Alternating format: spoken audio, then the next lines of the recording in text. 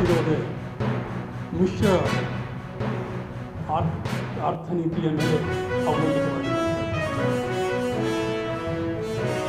ಈ ಮಿಶ್ರ ಅರ್ಥವ್ಯವಸ್ಥೆ ಎನ್ನುವಂಥದ್ದು ಇವತ್ತು ಕಲ್ಯಾಣ ಅನ್ನುವ ಪರಿಭಾಷೆಯಲ್ಲಿ ಗ್ರಹಿಸುವ ಸ್ಥಿತಿ ಬಂತು.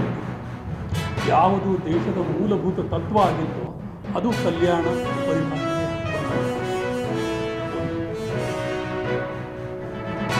ಮೂಲಭೂತ ಸೌಕರ್ಯಗಳು ಏನಿದ್ದಾವೆ ಪ್ರಜೆಗಳಿಗೆ ಸಂಬಂಧಪಟ್ಟ ಮೂಲಭೂತ ಸೌಕರ್ಯಗಳು, ನೀವು ಖಾಸಗೀಕರಣಕ್ಕೆ ಸಂಬಂಧಿಸಿದಂತೆ ಇತರೆ ಕ್ಷೇತ್ರಗಳಲ್ಲಿ ಮಾಡಿಕೊಳ್ಳಿ, ಆದರೆ ಮೂಲಭೂತ ಸೌಕರ್ಯಗಳೇನಿದ್ದಾವೆ ಆ ಸೌಕರ್ಯಗಳನ್ನು ಸಮ್ಮಿಶ್ರ ಅರ್ಥನೀತಿಯನ್ನು ಅನುಸರಿಸಿ ಅಲ್ಲಿಯ ಮೌಲ್ಯಗಳನ್ನು ಉಳಿಸಿಕೊಂಡು ಇವುಗಳನ್ನು ಜೀವಂತವಾಗಿದೆ ಆಗಬೇಕು ಅಂತ ನಾನು ಮೂರನೇದು, ಶ್ರೀ ಸಾಮಾನ್ಯರು ಶಿಕ್ಷಣದಲ್ಲಿ ಇರುವಂತಹ ದಾಹ ಹೊಟ್ಟೆ ತುಂಬಿದವರಿಗೆ ಇರೋದು,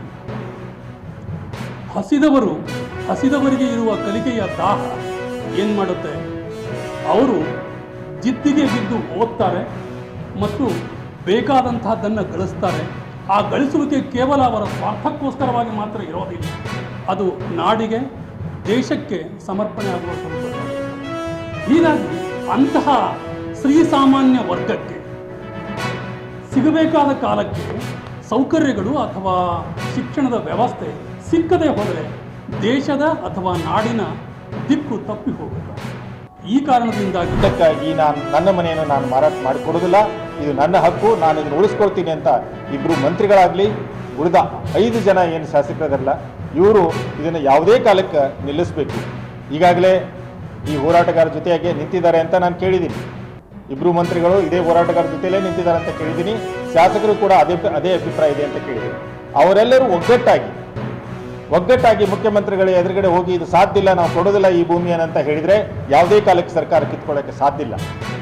ಹಾಗೂ ಇಡೀ ಬಿಜಾಪುರ ಜಿಲ್ಲೆ ಇದು ಬೆಂಕಿಯಾಗಿ ಹತ್ತಾ ಇದೆ, ನಿಮ್ಗೆ ಗೊತ್ತಿದೆ. ಯಾಕಂದರೆ ನೀವು ದಿನನಿತ್ಯ ಇದನ್ನು ಒಂದನ್ನು ತೊಗೊಂಡೋಗಿ ಎಲ್ಲರಿಗೂ ಹಂಚ್ತಾ ಇದ್ದೀರಿ. ನಿಮ್ಗೆ ಗೊತ್ತಿದೆ ಯಾವ ರೀತಿಯಾಗಿ ಹಬ್ತಾ ಇದೆ ಅಂತ. ಇದು ಬಹಳ ದೊಡ್ಡ ಬೆಂಕಿಯಾಗಿ ಹಬ್ತದೆ.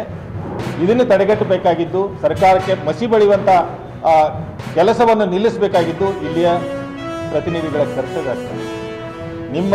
ನಮ್ಮ ಹಾಗೂ ನಮ್ಮೆಲ್ಲರ ಒಕ್ಕೂರಿನ ಏನು ಬೇಡಿಕೆ ಇದೆಯಲ್ಲ ಅದನ್ನು ತಗೊಂಡೋಗಿ ಸರ್ಕಾರದ ಎದುರುಗಡೆ ಇಟ್ಟು ಅದನ್ನು ಸರಿಯಾದ ಸ್ಪಂದನೆಯೊಂದಿಗೆ ಸರ್ಕಾರ ಸ್ಪಂದಿಸಬೇಕು. ಅದನ್ನು ಮಾಡ್ಕೊಂಡು ಬರುವ ಕರ್ತವ್ಯ ನಮ್ಮ ಜನಪ್ರತಿನಿಧಿಗಳಿಗೆ ಬರಬೇಕು, ಬರ್ತದೆ ಅಂತ ಹೇಳಿ ನಾನು ಆಸೆ ಪಡ್ತೀನಿ.